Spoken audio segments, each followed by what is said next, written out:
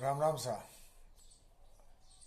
आज मैं आपको बहुत ही महत्वपूर्ण बातें जो अपने जीवन से जुड़ी हुई हैं, अपनों के जीवन से जुड़ी हुई हैं, बताऊंगा। इन बातों का पालन करने से अपन तो सुरक्षित रहेंगे ही, अपने परिवार के, समाज के, अपने परिचित सभी सुरक्षित रहेंगे। तो आइए शुरू करते हैं वीडियो को। दोस्तों, आज जटिल समय में जटिल जीवन है।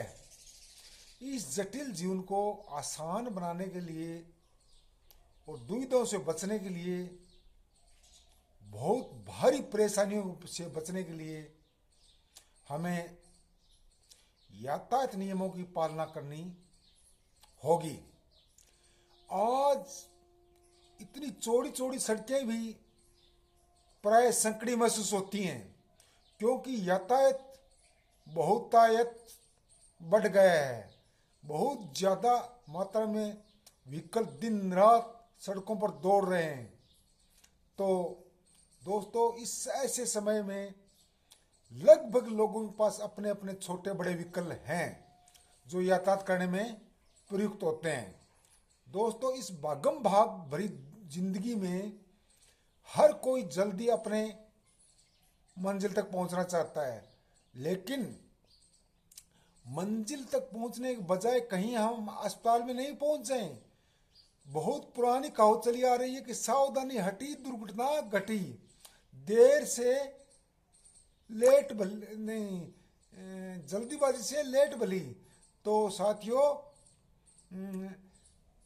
जो अपने सबसे पहले घर से व्हीकल निकालते हैं यातायात करने के लिए, उसी समय अपने को ये सुनिश्चित कर लेना चाहिए कि यातायात नियमों का पालन करेंगे, तेज गति से नहीं चलेंगे, क्योंकि तेज गति तो जीवन को क्षति होती है। इसलिए जिस समय पर अपने पहुंचना है जिस स्थान पर, उससे 5 मिनट पहले रवाना हो जाइए नहीं, ताकि आराम से अपना गंतव्य पूरा कर सकें, आराम से अपने मंजिल तक पहुंच सकें और आराम से सुरक्षित अपने घर वापस से लौट सकें अपनों के बीच। तो दोस्तों, जब अपने साथ कोई तरीके से अपनी गलती से या सामने वाली गलती से अकस्मात कोई दुर्घटना घटित हो जाती है, तो पता है कितने लोग दुविधा में फंसते हैं। पता है, सोचा है आपने? आप नहीं, अपने परिचित, अपने परिवार के लोग, अपने रिश्तेदार सारे लोग टेंशन में आ जाते हैं, परेशानी में फंस जाते हैं। वो निठल्ले थोड़ी बैठे, उनके काम नहीं होते क्या? वो अपने अपने काम छोड़कर भाग दौड़ भरी जिंदगी में अस्पताल की तरफ मूवमेंट करते हैं, आपकी कुशल क्षेम पूछने के लिए, आपका उपचार कराने के लिए, आपके लिए दुआएं मांगते हैं, मंदिर जाते हैं, प्रार्थना करते हैं भगवान से, डॉक्टरों के आगे गिड़गिड़ाते हैं। कितनी परेशानी उठानी पड़ती है उनको आपकी एक छोटी सी लापरवाही की वजह से। तो दोस्तों, धीरे चलें। मैं ये नहीं कहूँगा कि आप गलत चलते हो सकता है आपको ड्राइविंग का लंबा अनुभव हो, लेकिन सामने वाला जरूरी है क्या कि वो लंबे समय से ड्राइविंग कर रहा हो, अनाड़ी हो, शराब के नशे में हो, या फिर और कोई टेंशनबाजी से जूझता हुआ आ रहा हो? वो गलती करेगा। अगर अपनी गति तेज होगी अपने व्हीकल की, तो हम सामने वाले का बचाव नहीं कर पाएंगे। तेज गति से हम किन किन बातों का ध्यान रखेंगे? सड़क पर गड्ढों का ध्यान भी तो रखना है, गड्ढे बचाएंगे। इतने में सामने से कोई व्हीकल आ जाएगा, उसको बचाएंगे। इतने में पीछे से कोई टी करता हुआ ओवरटेक के लिए साइड मांगता हुआ आ जाएगा। कितना ध्यान रखेंगे? इसलिए धीरे चलें, यातायात नियमों का पालन करें। जहां ट्रैफिक का अधिकारी आपको रुकने का इशारा कर रहा है तो रुक जाइए, 1 मिनट देर सही। और अपनी निर्धारित साइड से ही ओवरटेक कीजिए, गलत साइड से ओवरटेक मत कीजिए। अगर चौपहिया वाहन है तो सीट बेल्ट लगाइए, और दुपहिया वाहन है तो IAS स्टैंडर्ड का बढ़िया हेलमेट लगाइए। और गाड़ी पर नंबर प्लेट दोनों तरफ लगाइए।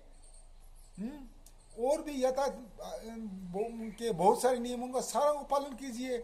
इंश्योरेंस गाड़ी खत्म हो गई तो वो बनवाइए समय पर, पोल्यूशन कार्ड बनवाइए, उचित ड्राइविंग लाइसेंस रखिए, गाड़ी का रजिस्ट्रेशन साथ रखिए, ताकि आपको कोई टोक नहीं सके, कोई आप पर उंगली नहीं उठा सके, कोई आपको टेंशन अवसाद में नहीं डाल सके। क्यों जुर्माना भरते हो, क्यों पुलिस से डरते हो, क्यों नेताओं के आगे हाथ जोड़कर पुलिस पर दबाव बनाते हो कि गाड़ी छुड़वा दीजिए। आराम से जीवन जिए न।